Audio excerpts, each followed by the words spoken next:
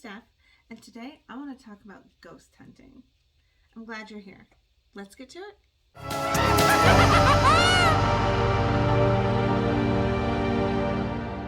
I have always been really into the paranormal, and my husband and I have gone on several official ghost hunting tours. Some in Portland, Oregon, some in Seattle, Washington. Most recently, one in Oregon City, Oregon. We find it so fascinating.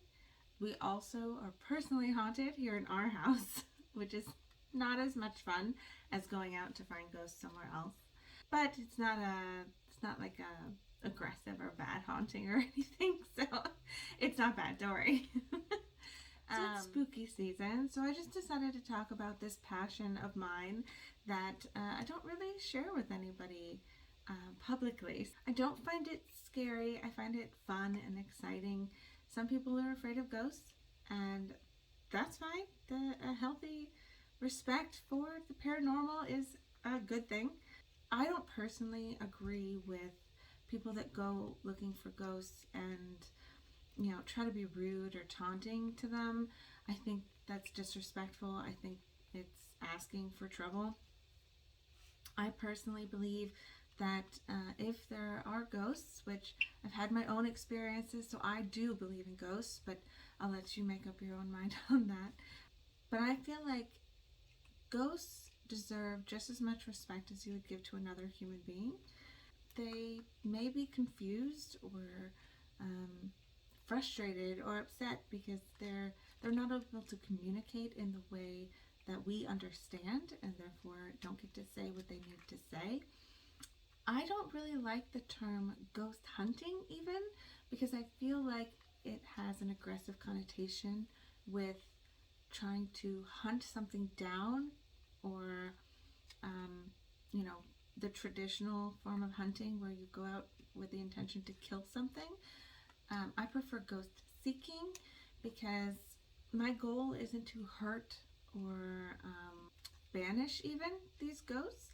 It's just to give them an opportunity to say something, to connect with someone. Not all ghosts want to move on, and that's okay.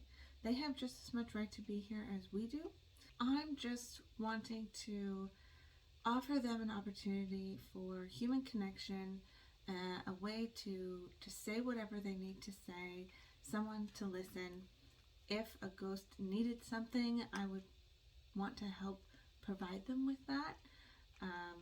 I haven't been asked for anything personally, but we've had some really fun experiences. We've caught some EVPs and had personal experiences that are less documented but still very much real to us. So let's talk tools of the trade. There's the basic things that you'll want: a video camera, an audio recorder of some kind, whether it be digital or old school like I have, or even on your phone is fine.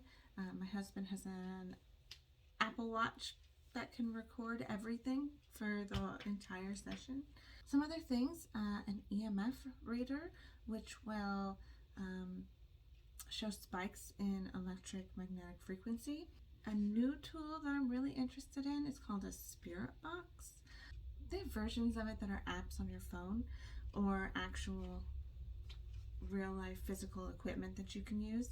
Basically, it goes through the radio frequencies very fast. In theory, it allows the spirit to more easily tap into those radio waves and speak to you through them. It's really fascinating. We've had some mixed results with it, but it's really an interesting new technology. There's laser pins and SRG cameras. There's all kinds of technology out there. I don't have all of it. I'm still building my equipment personally, one little piece at a time. It's a hobby for me, not a profession, so I certainly don't spend a lot of money on it. But these things just make it a little easier for the ghosts to communicate with you and makes it a little more fun. I'll show you some clips and images from some of our ghost seeking adventures over the years. And yeah. We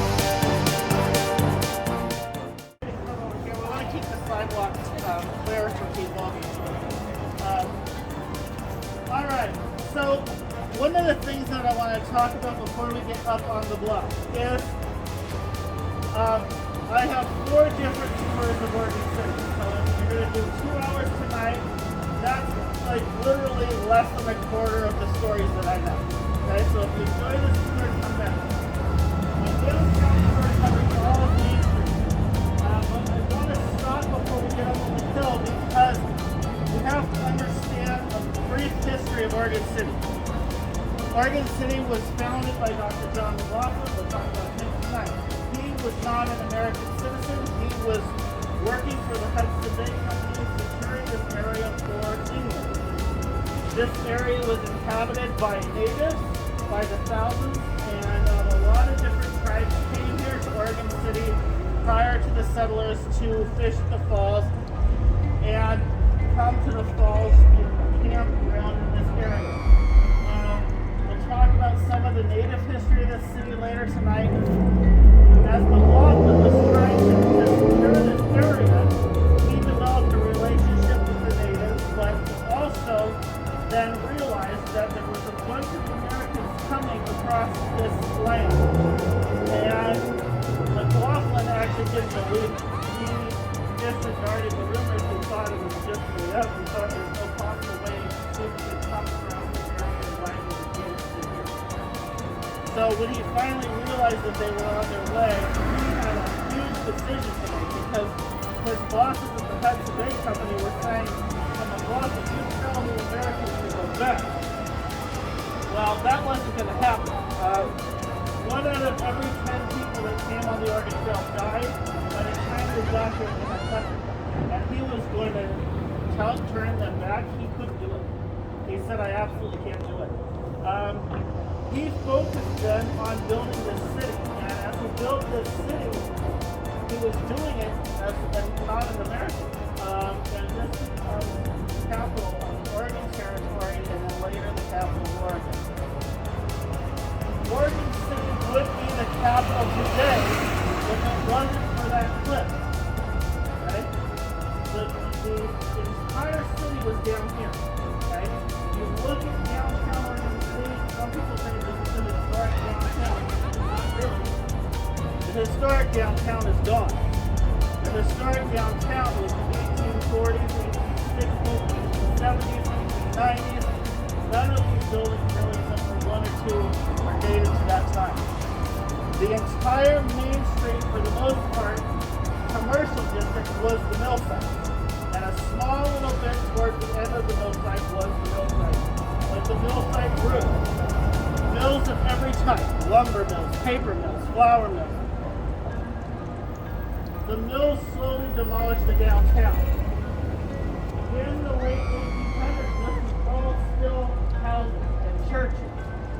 That's what this neighborhood was. Okay? So the mill site destroys the downtown. The downtown starts rebuilding on top of the rest of the neighborhood. And then there's no room left. So we have to get up there on that cliff. So we built staircases to go up the cliff. So we put the staircases that connect the 2 levels of the city. And then a brilliant idea. Most everyone in the city except for 1 thought so. And that was an elevator.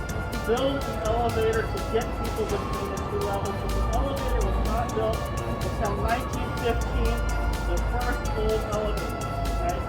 The old elevator stayed there until the 1950s when the new elevator was completed. It's still today considered street. Right?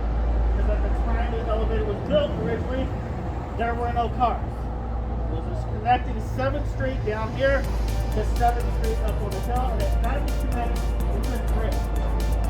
Now this was not the first bridge. The first bridge across the Willamette River happened right here. This is the suspension bridge that went across Oregon City to west-west. That suspension bridge was used actually as a structure to build the arch bridge that's behind me. The arch bridge turns 100 this year.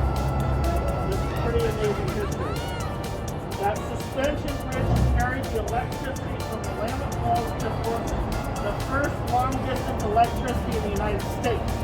This town had power before New York. There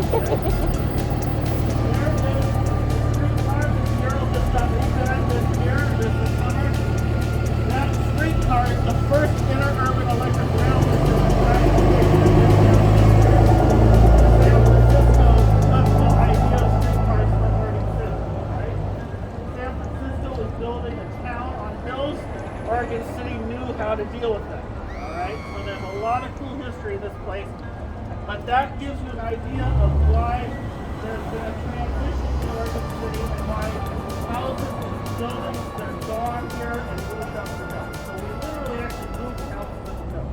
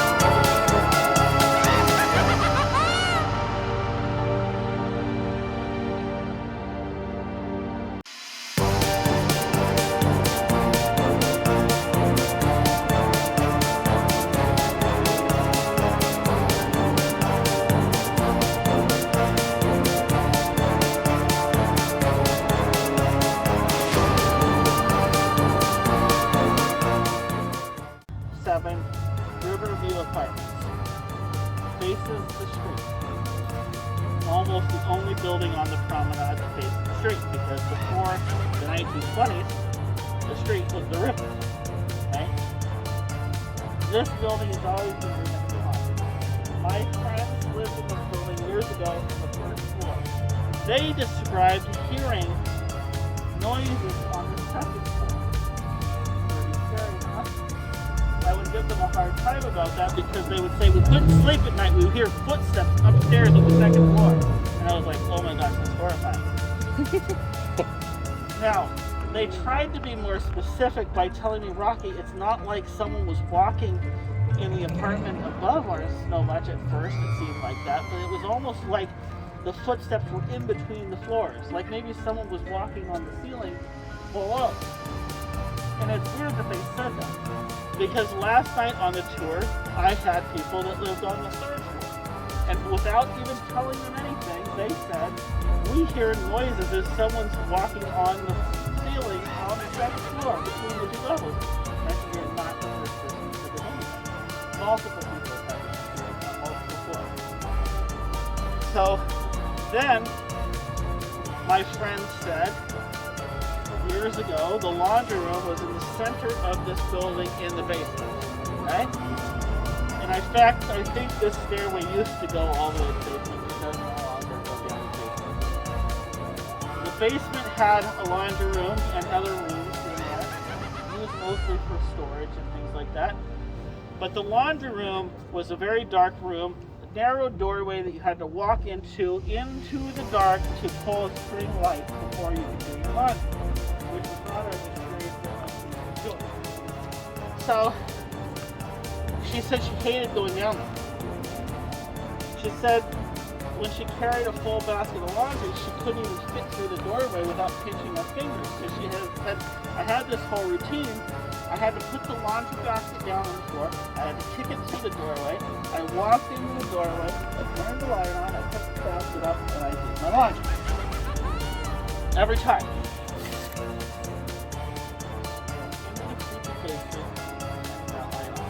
Goes down the way. She puts her laundry basket on the floor. She kicks it through the doorway. She looks up. She's about to take a step. She sees the laundry basket slide right through the legs of a man that's standing there in the doorway. Described to be dressed from the early 1900s, walks towards her and disappears as he walks right through her. Now, she was done. Left the laundry basket on the floor, ran up the stairs, didn't go back down there again. Back started packing. They moved out to the next week. Oh, many people in this building have done it. Many owners of this building have sold it and resold it and resold it. I have wanted to be in this building for many years after that story.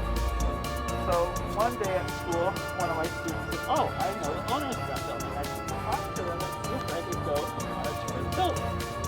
Which of course they said no. Why? Because they knew why I wanted to tour the building and they were trying to sell. So they sold it.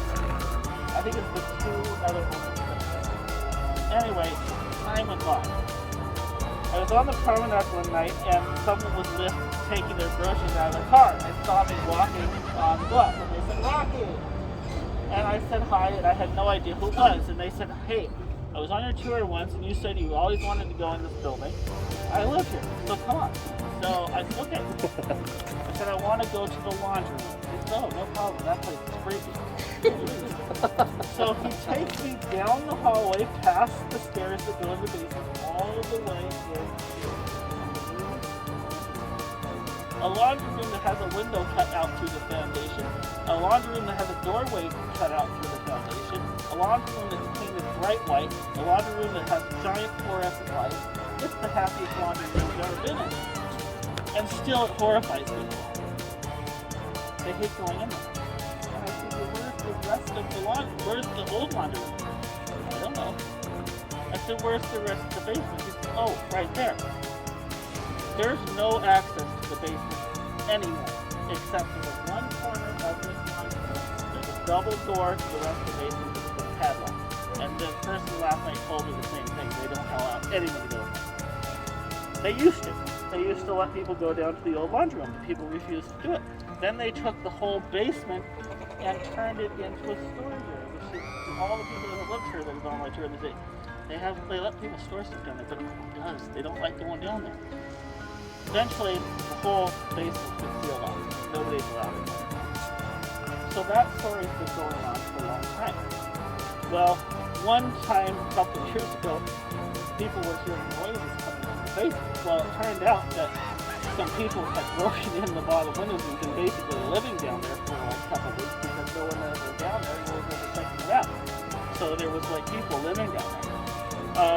One of the people that lives in this apartment building on the second floor, who was on my tour this summer, said his cat is in his apartment all the time watching people.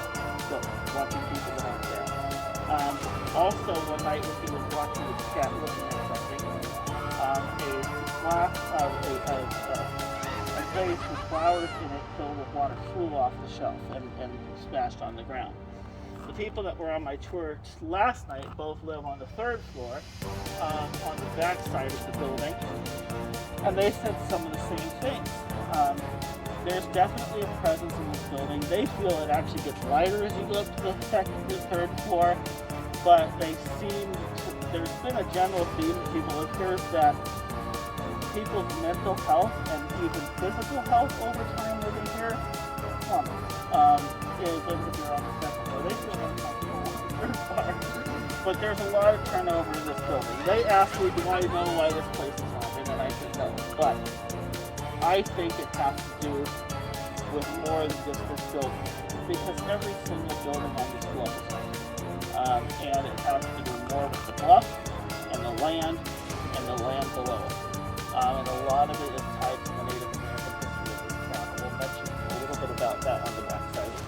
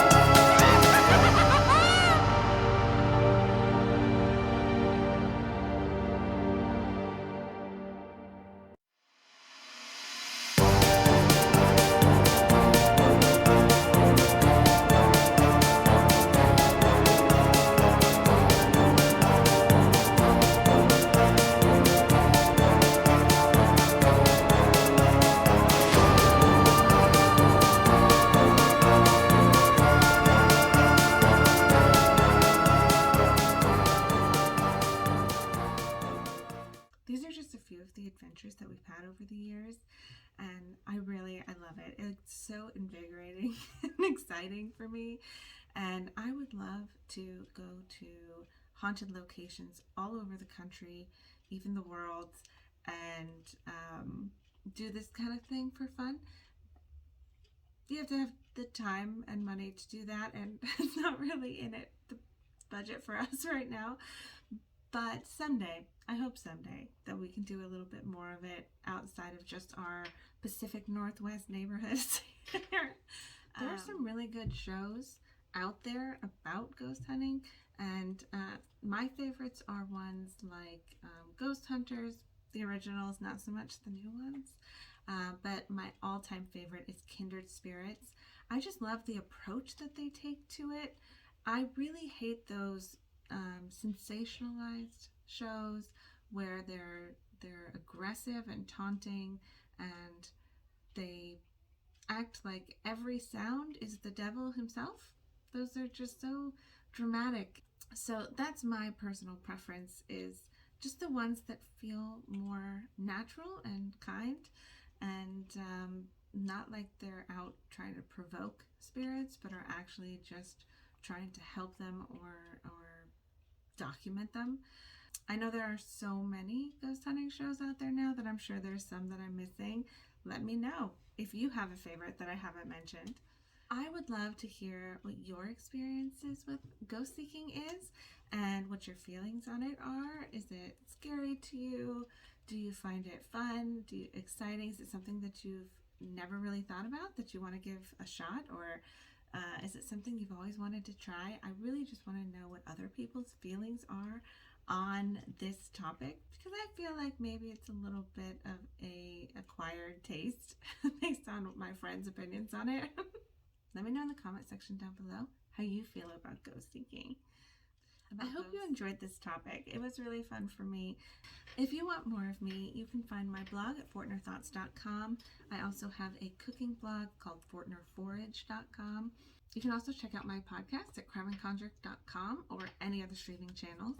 We are currently on a break, but we'll be back for season 4 in the spring. And if you like paranormal, you'll definitely like our podcast. It's true crime with a slight supernatural lean.